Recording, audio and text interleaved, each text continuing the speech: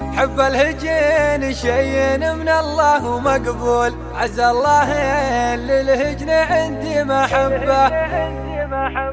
سفن الصحاري يوم ما فيه مدخول، واليوم كله ضاعنا مستتبه. للسبق والناموس صيغه مدلول، والادمي يقنع بمقسم ربه. ومن لا بذل جهده وما على طول، ما صار فيه الا احتمال ركض هبه. وابو حماد في الركض ما هو مجهول، طلع يقود اهل التنافس مذبه. متميز من قبل ويقول ويطول، القادم افضل والفهيم يتنبه.